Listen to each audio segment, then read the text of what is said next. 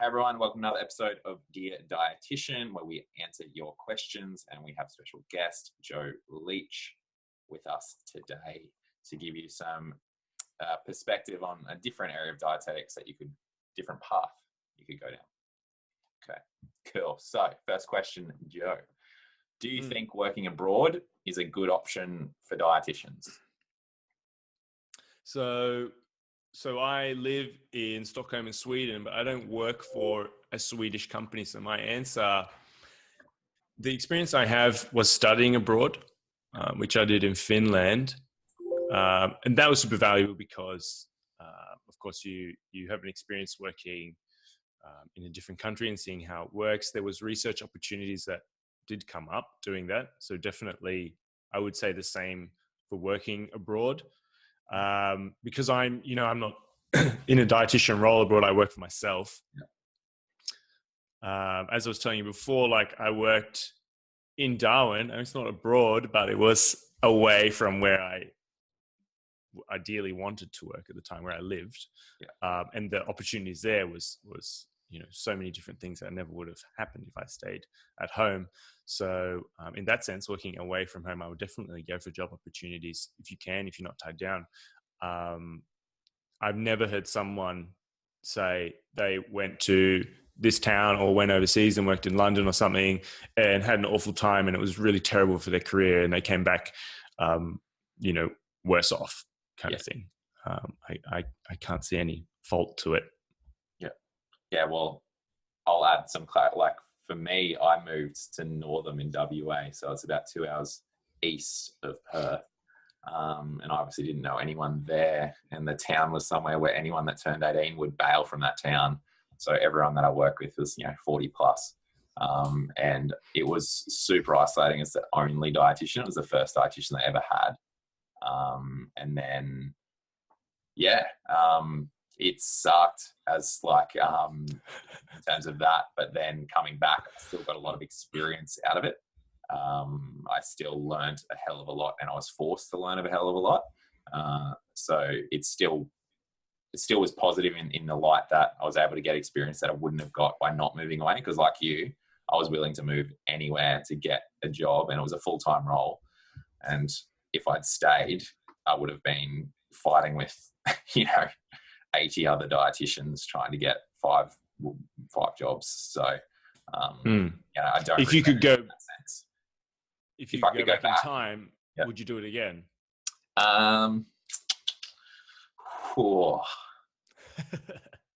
It's hard, because I have thought about that. I think to a point, yes, because I was able to leverage what I actually achieved there to then get a role back in Brisbane. So I moved back without getting a job. I just quit the other one for different reasons. But I pretty much built that service, got into Aboriginal Health Service, a school, private hospital, 6 new clinics, and started another private practice clinic within 3 months. And then they said they wanted more from me.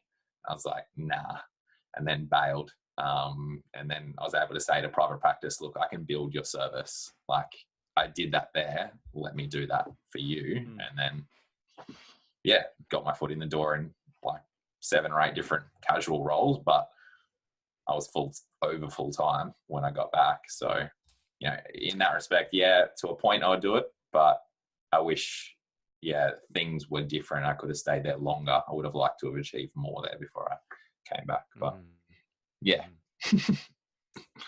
interesting experience. Anyway. All right. So why did you decide to start doing video presentations? And do you have any tips for others keen to do the same? I started making YouTube videos in 2015, I think.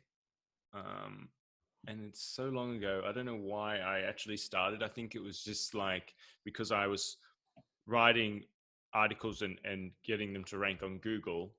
And basically we're answering people's queries. People are typing in how to lose weight, kind of thing. So there's people out there who want the answers to those. And it was oh, this is fun. I can actually give them the answer. And when they're reading my answer, they might not read Dr. Oz's answer or Dr. McCullough's crazy ass answer. So that's cool. but hey, there's heaps of people who don't search on Google, they search on YouTube.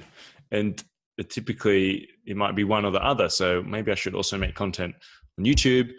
I had this webcam I have now.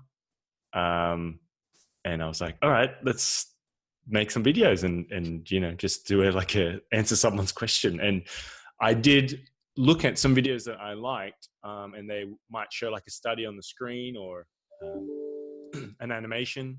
Yeah. And I thought, oh, that's engaging, because it gets a bit boring to look at someone front on for like 5 minutes. Movies, they might change the angle of the camera or something. So I was like, well, this is a way to just change it up, and we put something on the screen. Didn't know how to do any of that. Still don't know how to do any of that. I hired like a video editor person, like just a contract work through Upwork.com. A guy in Macedonia who I still use today, and he does all that for me. So I guess to circle back, there is nothing to stop you from doing it. If you have a camera, which you do because you own this now, and if you have a microphone, which you do, then you can record a video. And if you don't know how to edit them, well, you can easily find someone who can by using like Upwork.com and spending $10 an hour and getting someone to help you make them look pretty. That would be my advice to get started. Why should you start? Because everything, it's more and more video, and all the social platforms understand this. Yeah. And I mean, they've even started Instagram TV, which is, hope they want it to be a rival of YouTube. I think Facebook's rival for YouTube. But the point being, so much money infrastructure is going into video, because that is where our whole lives is going. It's a lot of video. So to not be on video is silly, I think.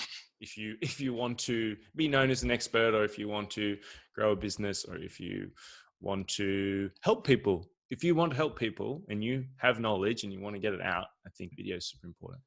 Do you think, I'll just do a follow-up to that, do you think people need a certain level of knowledge to start doing the video? Like, do they need to have experience before they start doing it, or can you straight out of uni on new grad just start doing video?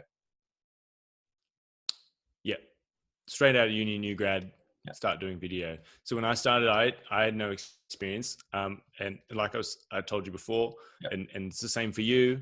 Like, I hate video. I still hate video. I hate being on video right now. I hate talking to you on video right now. But I guess I mean like experience as a dietitian.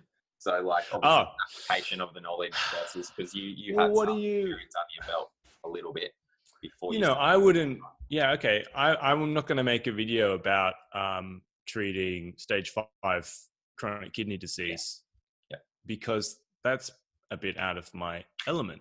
Yes. I will make a video. Yeah, I will make a video about how to start the low FODMAP diet, because I've very well researched on the latest things, and I know how it works. Yep. So yeah, I mean, of course, you got to, it's even better actually if you have a specific knowledge in one area. I think you could get traction a lot faster, rather than what I've been doing, which is like trying to go wide, cater to everyone, go wide, right? You should probably like, hey, like I worked with type 1 diabetes, and I have type 1 diabetes. Well, like, you should definitely be doing videos about type 1 diabetes and how you can help those people. Yeah, and probably even more so now, given that there is a lot of more video out there, that if you are good in one thing, like you talked about in Dietitian Life, actually, about how you're talking about writers with writing for health, that's too broad. You need to talk about nutrition. But if you're doing videos, like, rather than going, all right, all aspects of dietetics, it's just like, well, if you're doing food intolerances and allergies, or if you did your chronic renal failure stuff, like that would track well with that. But do you think it might become too niche? So I think start super niche, even if you're like, oh, I really want to talk about ketogenic diets, because I love ketogenic diets, like, not judging, a little bit. But anyway, so you really love ketogenic diets, but you work in food allergy. Yeah. So I would like start with just food allergy, because that's like your bread and butter. Do those first, and then you'll realize, wow, like my videos, those videos were fun to make, but they're really awful. like they sucked because they were my first videos. But now when I want to branch out and now I do want to talk about the keto stuff, I got a little bit better at videos. So now I'm going to talk about those things and have a bit of an audience. And I would probably do it that way, because you're also not going to get better unless you actually do it. Like what's the analogy? Like you can read all you want about archery, but it doesn't mean you're going to hit the bullseye. Yes. You need to go out there and shoot some arrows. So you just got to do it. Yeah. Start niche, start one thing, I think. And then you can start to diversify. Good. What do you feel dietitians do poorly, and how could we improve? What do we do poorly?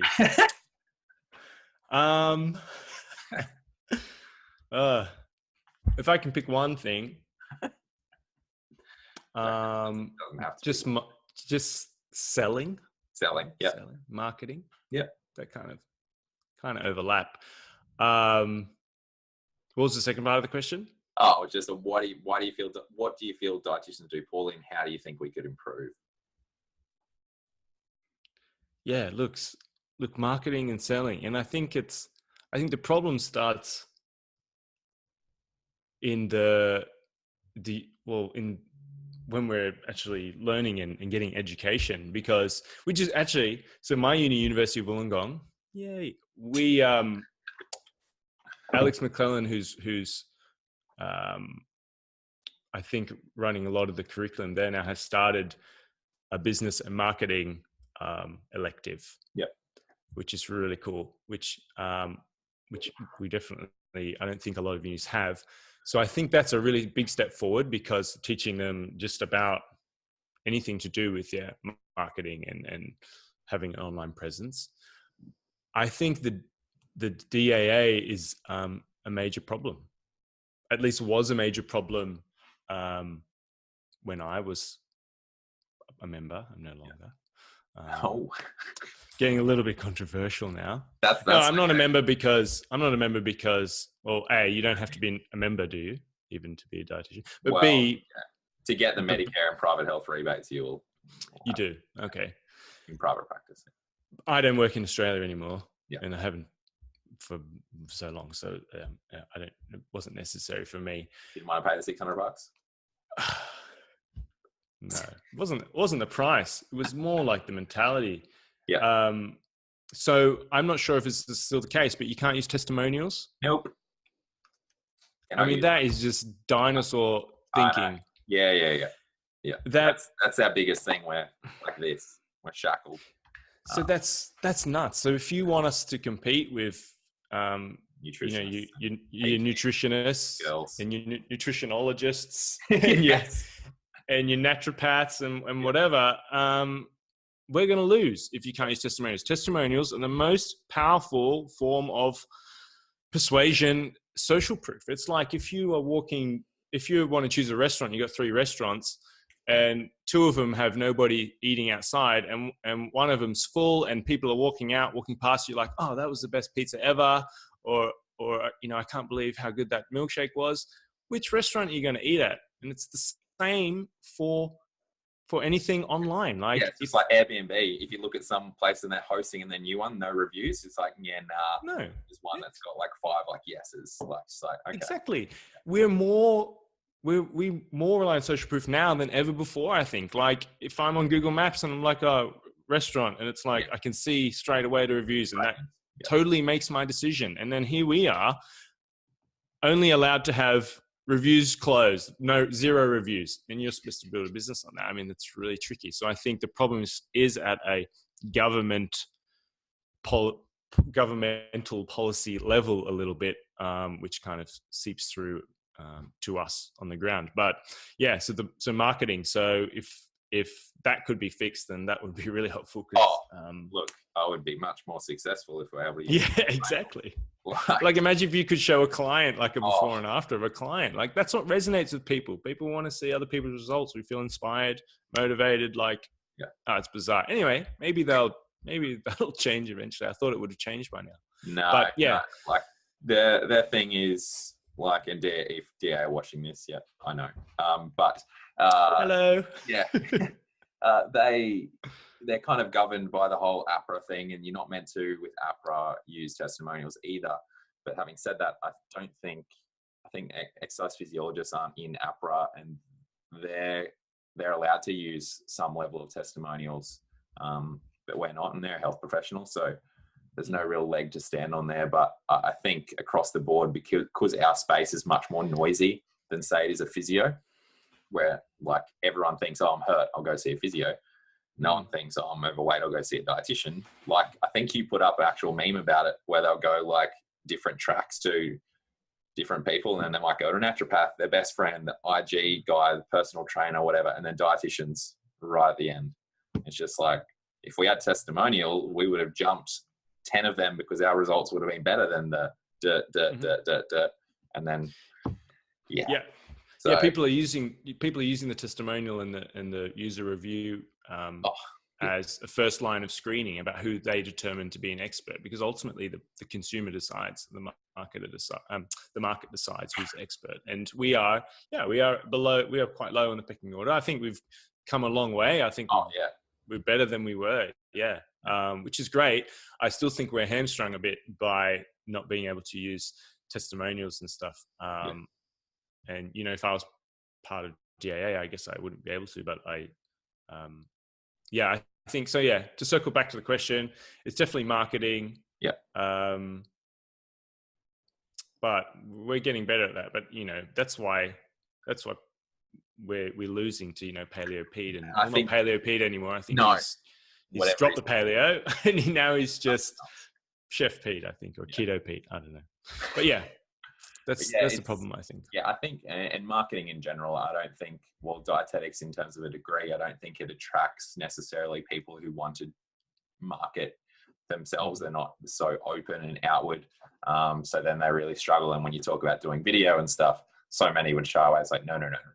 You know, got into dietetics because I get to work with numbers or get to work with clients in this particular setting. I'm not here to sell myself as a dietitian. The clients have got to come to me. It's just like, well, in private practice especially, there's absolutely no chance, and we would never be where we are now, like in terms of my business, if it wasn't for marketing and selling ourselves in a certain way to certain people. So yeah, like you say, unis are taking a step, and a couple of them have. There are more than I think Bond are doing quite well in the business space, and I know Griffith offered a business management major when I went through, but there wasn't a lot on marketing. But yeah, at the same time, when you get a marketer in a room with us, the first thing, like, and I've tried to consult with some of them before, and they're like, oh, testimonials, like, no, can't use them. And they're like, what? I'm like, yeah, not allowed to use them. I'm like, oh, well, that just scraps all these. There's these 3 things you can now do. But yeah, anyway, that's enough ranting. What has been your biggest challenge in your career to date, and how did you overcome it? Big question. Biggest challenge in your career to date. Yeah, look, I've had a really good run up until now, but now I have at the moment I'm going through a really big challenge. So Google, long story short, Google did an algorithm update on August 1st. It's been nicknamed the medic update. When Google changes like how the algorithm works, they don't actually tell you what they're changing. They just say, you know, create good content, make sure it answers your users' queries, and you will rank first. Of course, it doesn't work that simply, but so this algorithm change, I had a lot of websites shoot up and a lot of websites went down. My website was one that went down, and it got hit pretty hard. And you know, a lot of my revenue comes through Google traffic, and I got a bit complacent in that I kind of had all my eggs in one basket, and I knew that wasn't a good thing, but I was not really, I wanted to explore more paid traffic options and things, but I was, complacent. I was comfortable. And then they've changed this, you know, it's literally overnight, like your stats just go, and that's definitely a big challenge. So I've hired an SEO experts to sort of audit my website and things and see how I can improve, because now people who are ranking first, and I got dropped down quite far down the search results. And as you know, if you're not in the top 3 search results, you know, second page they call is the graveyard. Nobody clicks the second page. And if you're even down the bottom of the first page, then you're pretty much not existent. So I've got to hire people to try and audit the website. But yeah, the people who are ranking above me are, you know, trying to be as objective as possible, but their webs say for whatever query it is, say it's for diverticulitis, my article is better than theirs, but it's not ranking as high. So this is a major challenge because it's seriously affected my revenue and profit. And I'm trying to put a positive spin on it. Like, you know, it's literally forcing me to explore other options of how I can get new customers and website traffic. So I'm looking at like Facebook ads a lot more, which I know a lot about for some things, but it's a little bit different. But you know, this can be to make this applicable for anyone. Basically, if your business for whatever reason was no longer getting referrals from someone, I basically need to get referrals from somewhere else now. So I need to go out and find it, learn something new. And this is an ongoing challenge that I have not overcome yet, but it's only been a couple of months. So hopefully next time we speak, I will have overcome that. But yeah, I guess I was kind of sad for a week or something, but you got to move forward. Market doesn't care. Yeah, you got to keep going. So I'm just got to pivot and try to make it work. Yeah. No, that's fine. And like that's really with everything, I guess, in terms of making it applicable to maybe a new grad who's coming out and just trying to find a job. If you don't find a job, it's just like, well, what can you do to overcome it? Do you work for free and volunteer your services to a bunch of different people? Do you hit up, like I've told people before, go onto the DAA, do the Find It APD, hit up the 20 closest dietitians to you and ask if you can do anything for them. No, look, man, that is, free, but, you know, yeah. That is sound advice. As someone else who owns a business, if a dietitian wants to work, like wants some work with me, all they have to do, now I don't want lots of people doing this now, but basically, okay, for anyone, all you got to do is email them with maybe go a step further than, hey, I'll do whatever you want for free, but email them and I'm good already with some value. So like, for example, if someone they're really good at social media and they want to help me with some aspect of social media, they could email and be like, hey, your Instagram is shit house. Here is what you should be doing. And these are some kind of images you should be doing or whatever. I made some already.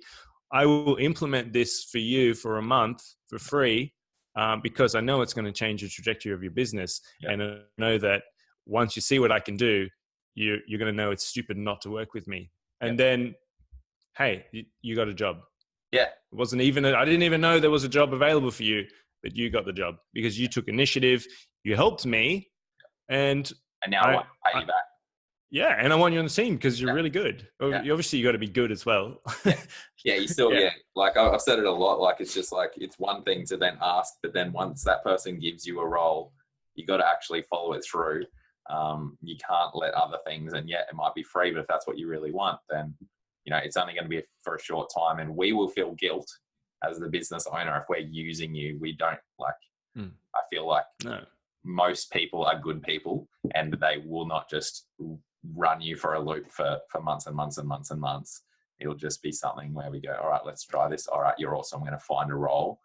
Let me find a role. And like I had someone drive 2 hours from, I don't know, the south side of Brisbane to me just to file some paper in display folders because I put it up on Snapchat when I was going hard on Snapchat. That person now works for us and has for the last 18 months as a dietitian. They graduated. I'm like, all right, you did that for me. You're on the team. They were also great, but it's just those little things. It might seem the most mundane task, but when you help someone out and give some value to them, even if you think it's this, like it can mean the difference between getting that job or not. So, and it just shows a bit of your character, and the initiative is, now that like I've been subcontracting a lot and going through the hiring process, which is like, it's awful, as you would know, but But people with initiative and people who are problem solvers, they don't come with a problem, they come with a solution. Straight away, like you're just above the pack straight away. And if you've got some value, then you got a job. Yeah, perfect. Good advice.